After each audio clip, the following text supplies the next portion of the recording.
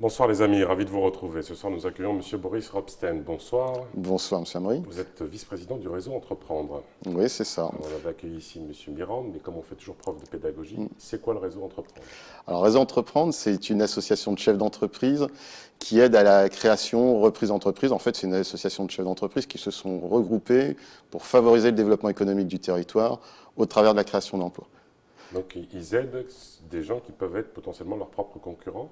Oui, globalement, c'est ça. D'où est née cette idée justement d'apporter un appui, une aide et je crois même un soutien financier Oui. à ces entreprises? Alors, D'où ce besoin?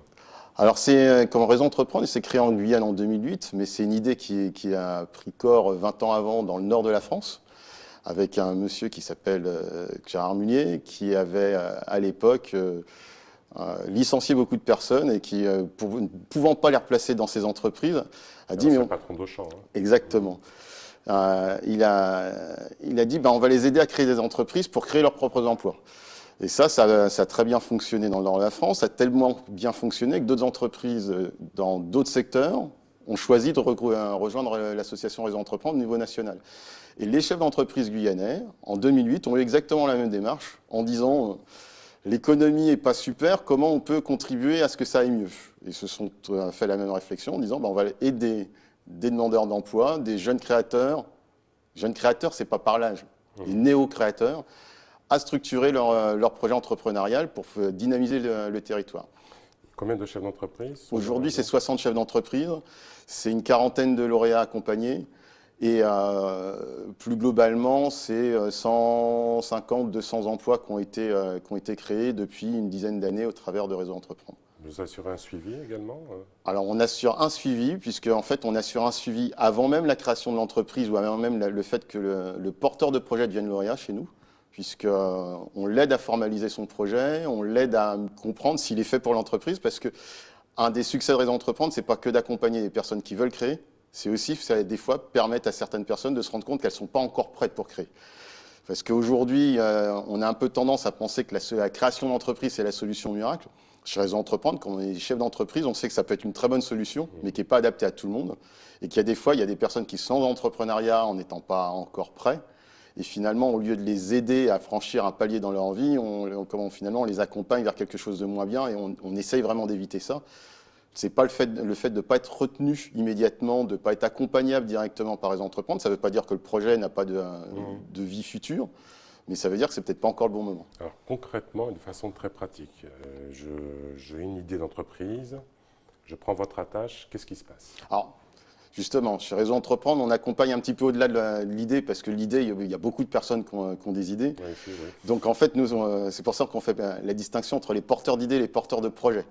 Quand on est porteur de projet, on a déjà formalisé un peu son idée, on a commencé à se poser des questions sur la façon dont on va gagner de l'argent, parce que c'est un des buts, la façon dont ça va s'insérer dans sa vie personnelle, dans la façon dont on va être capable de le financer ou pas. Parce qu'aujourd'hui, avec les subventions sur notre territoire, il y a des fois, on a l'impression qu'il suffit de récupérer 75% de subventions sur un projet, puis ça va se faire. Non, c'est plus complexe que ça, et c'est ce qu'on attend déjà qu'il y ait eu ce premier degré de réflexion. Et puis ensuite, on challenge le porteur de projet sur le tout. On est sur 3 principes fondamentaux au sein de Réseau Entreprendre. Le premier, c'est la gratuité de notre action. Ça coûte rien. Ça coûte rien aux porteurs de projet. Les chefs d'entreprise payent leurs cotisations chaque année pour faire assurer le fonctionnement de l'association. On a des partenaires institutionnels qui nous permettent de financer le fonds de prêt, qui va permettre de les accompagner financièrement. Mais c'est Jusqu'à quelle hauteur? Alors jusqu'à 35 000 € à peu près. Prêt gratuit? Le prêt gratuit, c'est un prêt d'honneur, donc un prêt à 0% à la personne, pas à l'entreprise, c'est important. Et on a un décalage de remboursement qui est prévu parce que les premiers mois de la création de l'entreprise sont toujours des mois compliqués. C'est pas un don, les amis, hein, c'est un prêt. Oui. Non. Et c'est vraiment important cette notion parce que je vous ai parlé de 3 valeurs, donc il y a cette notion de gratuité. Il y a une notion d'humanisme, puisqu'en fait, ce qui nous intéresse, c'est la personne qui est en face de nous. Et il y a une notion de réciprocité. Il y a donc une notion de solidarité. L'argent qu'on prête aux porteurs de projets aujourd'hui, quand ils vont nous le rembourser, ça va nous permettre d'accompagner d'autres porteurs de projets. Donc si les porteurs de projets qu'on a aujourd'hui ne nous remboursent pas, ça diminue nos capacités à accompagner d'autres personnes.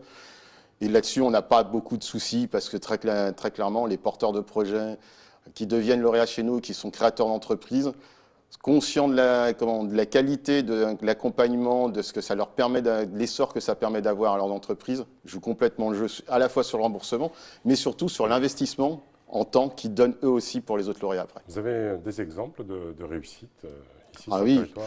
on en a plusieurs. Là, Quelques-unes emblématiques rapidement. emblématique pour moi, il y a la brasserie guyanaise, la bière de Guyane. On a été les premiers, ou en tout cas les tout premiers à accompagner Frédéric Farrugia lors de la création de la brasserie, c'était en 2011.